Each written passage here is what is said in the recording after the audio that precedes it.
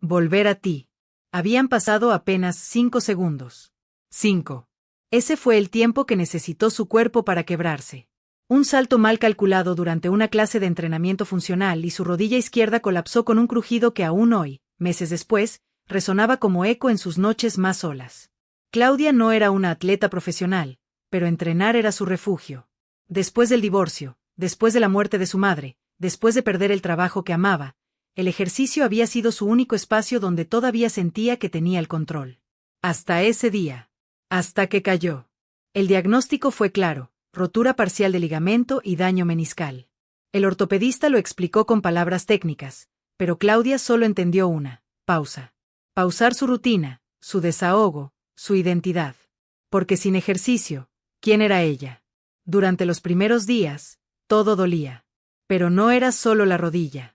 Dolía la inmovilidad, la dependencia, el ver cómo su cuerpo, ese que siempre fue fuerte y flexible, se iba apagando como una vela en su último respiro. Su hija, adolescente, intentaba animarla, pero Claudia se escondía detrás de una sonrisa fingida, porque la verdad le pesaba más que la escayola. Las primeras semanas de reposo fueron una mezcla de ansiedad y negación. Intentó, sin éxito, seguir con su vida como si nada. Se arrastraba por la casa, ponía hielo, tomaba medicamentos, y se convencía a sí misma de que estaba bien. Pero una tarde, al intentar levantarse del sofá y sentir el mismo punzante dolor de siempre, lloró. No solo por la rodilla. Lloró por todo lo que había perdido y por todo lo que no sabía cómo recuperar. Fue su amiga Leticia quien, con una mezcla de cariño y firmeza, la llevó a su primera consulta de rehabilitación.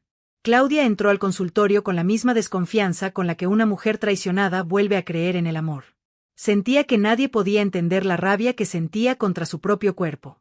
Pero entonces, el terapeuta la miró con honestidad, sin prometerle milagros, y le dijo algo que la desarmó: vamos a escucharlo. Tu cuerpo no te traicionó. Solo está gritando lo que tú no pudiste decir. A partir de ahí, todo cambió. No de inmediato, no sin recaídas. Pero cambió. La primera fase fue la más dura. Movimientos suaves, casi imperceptibles, que apenas parecían significar algo. Claudia, acostumbrada al esfuerzo extremo, se sentía ridícula estirando una banda elástica con una pierna que apenas respondía. Pero luego vino algo nuevo: la paciencia. Y con ella, la humildad. El proceso fue lento.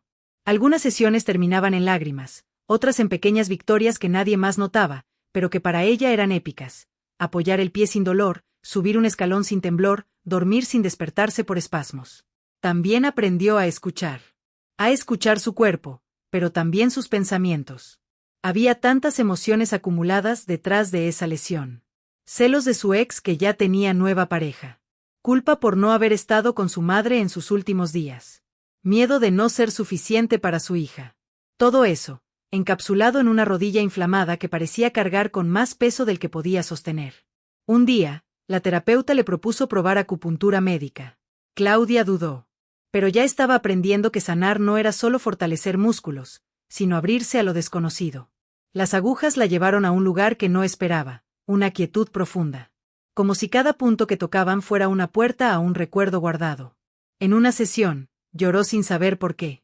En otra, se durmió por primera vez en semanas. La acupotomología llegó después. Más intensa, más directa. A veces incómoda, como las verdades que evitamos. Pero poco a poco, su cuerpo respondía. El dolor se volvía menos agudo, el movimiento más fluido. La rodilla, que al principio sentía ajena, comenzó a sentirse nuevamente suya. También probó auriculoterapia. Al principio le pareció extraño que una parte tan pequeña del cuerpo pudiera influir tanto. Pero funcionaba. No solo para el dolor, sino para su ansiedad, su insomnio, sus ganas de volver a empezar. Claudia entendió que el proceso no era solo físico. Era emocional, espiritual incluso. Su lesión la obligó a mirar hacia adentro, a reevaluar su forma de vivir, de exigirse, de cuidarse. De amar su cuerpo, no por lo que puede hacer, sino por todo lo que ha soportado. Hubo recaídas. Días en los que se sentía fuerte y, por impulso, hacía más de lo que debía. La rodilla se inflamaba y el miedo volvía. Pero esta vez, en lugar de frustrarse, respiraba. Y volvía a empezar.